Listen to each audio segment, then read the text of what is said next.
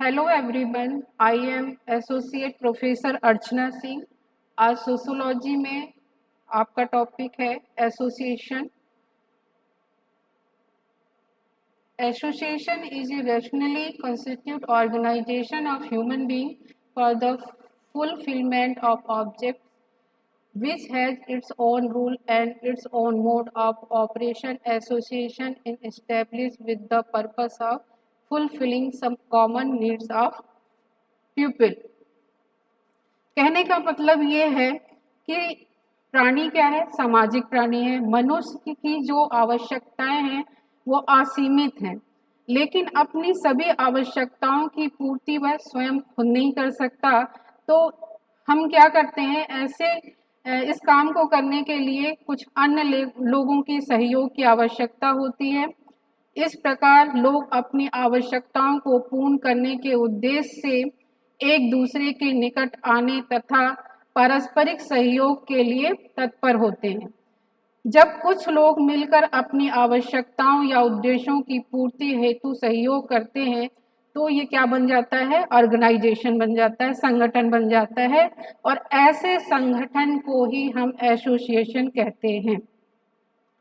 संगठन का मतलब या एसोसिएशन का मतलब ये नहीं होता कि लोगों को जो लोग होते हैं उनको हम कलेक्ट करें, एकत्रित करें और उनको एक साथ काम करने के लिए बुलाएं।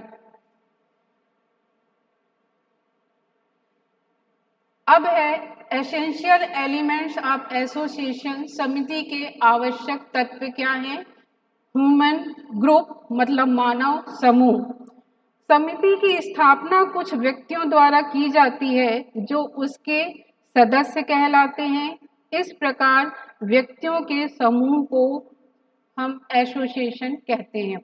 यहाँ पे मैं एक एग्जाम्पल देना चाहूँगी, जैसे कि आप समझ सकते लाइक दिस, छात्र संघ का जो चुनाव होता है वो, और दुर्गा उत्सव पूजा। तो दुर्गा उत्सव पूजा के लिए जो एसोसिएशन बनाया जाता है उसमें सब जो पीपल होते हैं, जो सदस्य होते हैं, उनका एक कॉमन उद्देश्य होता है कि जो दुर्गा उत्सव पूजा है उसको कितनी अच्छी तरीके से सेलिब्रेशन किया जाए।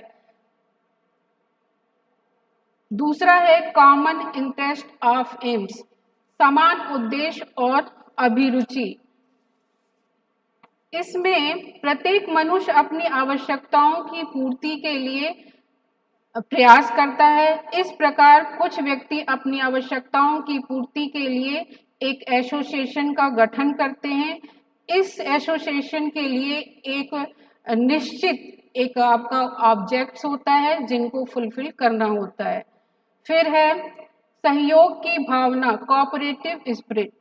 समिति अपने उद्देश्य की पूर्ति हेतु एक व्यवस्था का निर्माण करती है।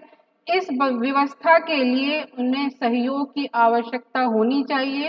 क्योंकि सदस्यों को समान उद्देश्य होते हैं, इस कारण सहयोग भी पाया जाता है। यहाँ पे वी की भावना होती है, हर व्यक्ति मिलजुल कर काम करता है, ना कि अलग अलग, तभी वो एसोसिएशन के काम को फुलफिल कर सकता है।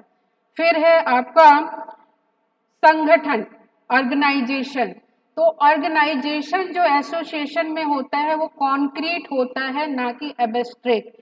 कॉन्क्रीट हम इसलिए कहते हैं क्योंकि हम जो पर्सन होते हैं वो फेस टू फेस मिलकर टास्क करते हैं, वर्क करते हैं। यहाँ पे थॉट्स की बात नहीं हो रही, यहाँ पे कॉन्क्रीट बात हो रही है। तो इसलिए ये संगठन एसोसिएशन में जो होगा वो कॉन्क्रीट कहा जाता है। फिर है लॉस, नियम क्या होंगे?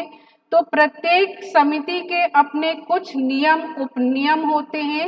इन नियमों के आधार पर ही जो एसोसिएशन होता है, जो उनके मेंबर्स होते हैं, उनके जो आचरण होते हैं या उनको वो क्या करते हैं, इंस्ट्रक्शन देते हैं, इंडिकेट करते हैं कि आपको इस टाइम तक ये काम फुलफिल करना है, तभी कोई एसोसिएशन क्या का उद्देश्य है वो फुलफिल हो पाता है। और जब इस एसोसिएशन का काम फुलफिल हो जाता है तो ये अस्थायी रूप में होता है, परमानेंट नहीं होता है, आर्टिफिशियल होता है, और काम हो जाने के बाद इसको एंड कर दिया जाता है। धन्यवाद। आज के लिए इतना ही। नेक्स्ट अगली स्लाइड।